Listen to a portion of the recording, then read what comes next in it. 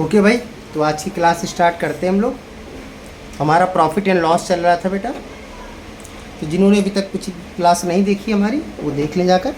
ठीक है, शुरू करते हैं। कह रहा है एक बनिया जिस मूल्य पर 25 वस्तुएं क्रय किया उसी मूल्य पर 18 वस्तुएं विक्रय कर दी। मतलब ही कह रहा है कि एक बनिया मतलब दुकानदार है, माल बेचने वाला है।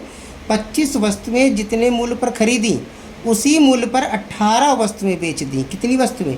18 वस्तुएं बस बेच दी। ठीक है, तो मान लेते हैं, लेट कर लेते हैं हम लोग कि एक का परचेस प्राइस, एक पीस का परचेस प्राइस 1 रुपये है। ठीक है, तो ये बताओ हमने 25 वस्तुएं कितने में खरीदी होंगी? 25 रुपये में खरीदी होंगी सर जी।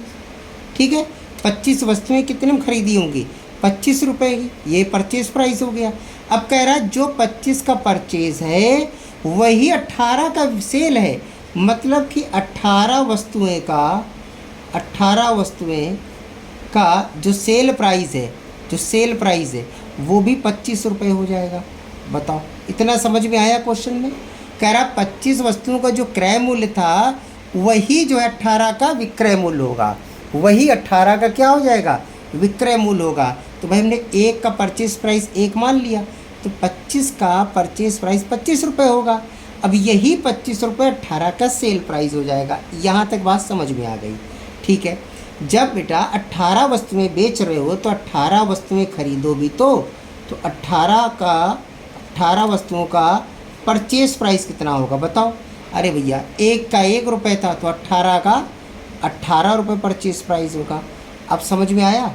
तो अब बस इस पर ध्यान दो आप, इस पर। ठीक है, कि 18 वस्तुएं खरीदी थी हमने 18 रुपये में, बेची हमने 25 रुपये में। फ़ायदा कितना हो गया? फ़ायदा सर जी 7 रुपये हो गया। फ़ायदा कितना हो गया? 7 रुपये हो गया। ठीक है, अब 7 रुपये जो फ़ायदा है वो क्या पूछ रहा है? रेट पूछ रहा है। 7 रुपये कितने परसेंट है? किसका? परचेस का। तो परचेस कितना था? 18, तो नीचे क्या रख दो? 18। ठीक है, अब इजीली इसको काट दीजिए। 2 से कट रहा है तो काट दो। 50 बार गया, 2 से काट दो, 9 बार गया। ठीक है, अब तो कटेगा नहीं, तो 7 × 35 यानी कि 350/9% का क्या हो गया? प्रॉफिट हो गया। ये हमारा आंसर बना इसका।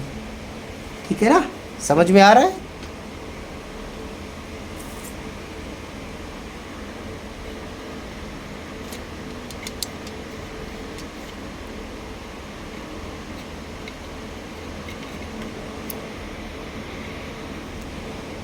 चलिए अगला देखते हैं।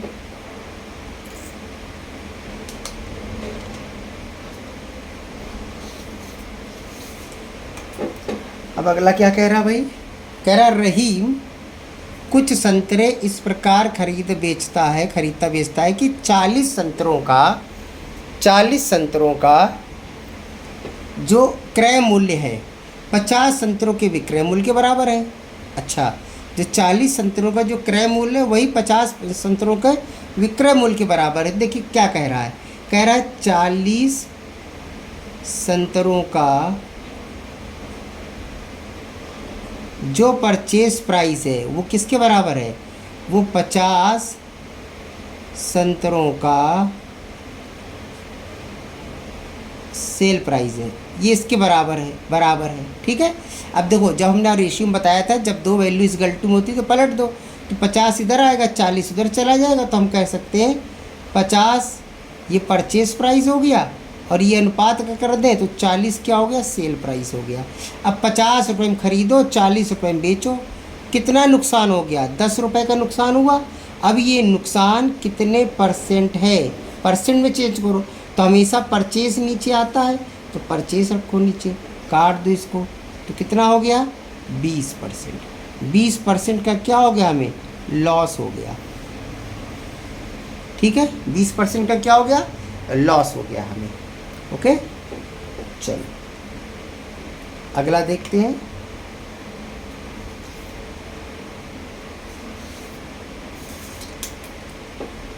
क्या कह रहा है इसमें? कह रहा है करीम ने कुछ अंडे इस प्रकार क्रय विक्रय किए, यानी खरीदा बेचा, कि 60 अंडों का क्रय मूल्य 75 अंडों के विक्रय मूल्य के बराबर है। उसका प्रतिशत लाभ या हानि बताओ। देखिए क्या कह रहा है, कह रहा है जो 60 अंडों का जो क्रय मूल्य है यानी परचेज प्राइस है वो किसके बराबर है, 75 अंडों का सेल प्राइस के बराबर है। बस बराबर कह रहा है तो इसकी इधर आ जाएगा, तो 75 क्या बन जाएगा परचेस, और ये इधर चला जाएगा, क्या बन जाएगा 60 हो जाएगा क्या सेल प्राइस। ठीक, अब 75 में खरीदो 60 में बेचो, तो 15 रुपये का नुकसान हुआ। अब ये नुकसान को रेट में चेंज करोगी, प्रतिशत लाभ या हानि पूछता है, तो नुकसान इंटू 100 डिवाइडेड परचेस। हमेशा नीचे परचेस ही रखना है, जब तक प्रश्न में ये ना कहे कि नहीं सेल रखो। ठीक है, बोलता है वो, तो 15 से काट दीजिए, 5 बार गया, 5 से काट दीजिए 20 बार गया, ये 20% आ गया। इसमें भी हमारा क्या था, लॉस था। क्या था हमारा, लॉस था। ठीक है, चलो अगला क्वेश्चन देखते हैं।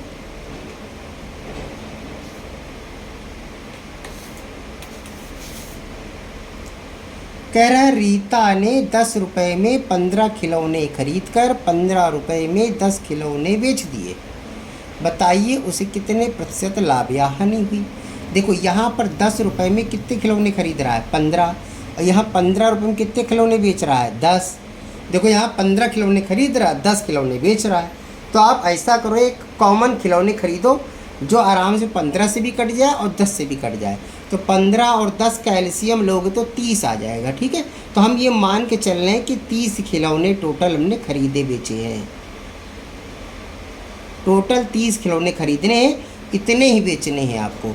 ठीक है, अब बताओ, एक तरफ इसका परचेज प्राइस रख लेते हैं, एक तरफ इसका सेल प्राइस रख लेते हैं। ओके, हटा देते हैं इसको, 20 से 2 कर देते हैं इससे। अब बताओ, हमको 30 खिलौने खरीदने थे, हम दुकान में गए, हमने कहा भैया क्या भाव खिलौने हैं, तो वो कह रहा है 10 रुपये में 15 खिलौने मिलेंगे। हमने कहा भैया 30 खिलौने दे दो, तो बताओ हम उसको कितने रुपया देंगे।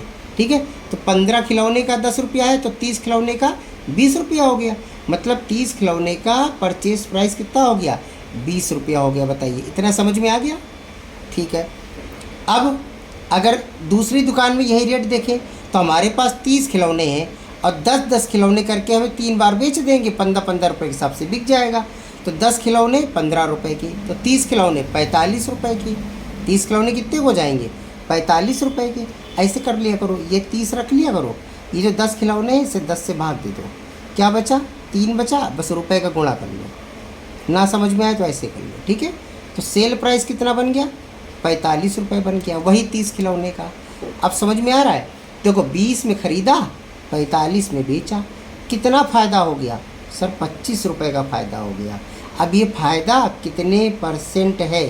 ठीक है, परचेज प्राइस, परचेज कितना है 20, ये ना 20 रख लो यहाँ पर, 20 से काट दो, 5 बार गया, 25 पंचे 125, 125% का हमें प्रॉफिट हो गया। ठीक है ना, कितना प्रॉफिट हो गया, 125% का प्रॉफिट हो गया हमें। ओके, चलो अगला क्वेश्चन देखते हैं।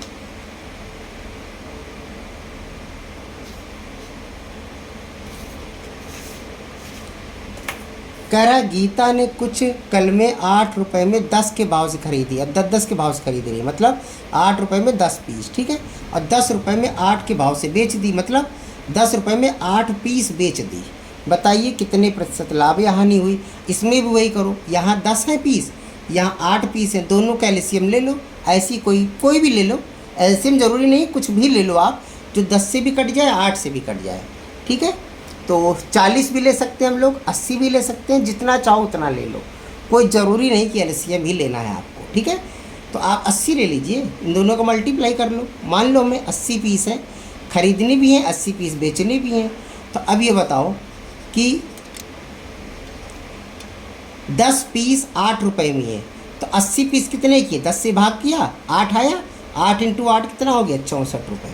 64 रुपये परचेस हो गया। अब इधर आ जाओ। ठीक है, 8 पीस 10 रुपए की है, तो 80 पीस कितने की है? 8 से भाग करो, 10 आया, 10 गुणे 10 करो, 100 रुपये। कहने का मतलब है कि 64 रुपये में खरीदी है, 100 रुपये में बेची है, तो कितना फ़ायदा हो रहा है? सर जी 36 रुपये का फ़ायदा हो रहा है। अब ये फ़ायदा कितने % है पी का? और क्रय कितना था? 64। क्रय कितना था? 64। ठीक है, अब इसको आराम से आप इसको काट दीजिए। किससे कटेगा? 4 से कटेगा। चलिए 4 से काटते हैं, 16 बार गया, 4 से काट देते हैं, 25 बार गया। और कटेगा, 4 से काट देते हैं, 4 बार गया, 4 से काट देते हैं, 9 बार गया, 25 सुनिए 225 डिवाइडेड बाई 4। अगर आप और काटना होगा, जैसा भी आंसर होगा उसमें 4 ऑप्शन देखना पड़ेगा। ठीक है, बाकी इतने % का प्रॉफिट हुआ, इतने % का प्रॉफिट हुआ। अगर डेसिमल में हो तो इसको काट देना। और ठीक है ना। चलिए आज के लिए इतना ही रखते हैं बेटा, बहुत लंबी वीडियो में प्रॉब्लम हो जाती है हमें अपलोड करने में। क्लास अगर पसंद आई है तो भाई लाइक और शेयर ज़रूर कर दिया करिए, और जिन्होंने अभी तक सब्सक्राइब नहीं किया तो सब्सक्राइब भी कर दें, ताकि आपको daily class time to time पता चलती रहे और आप देख सकें उसे। ओके, चलिए।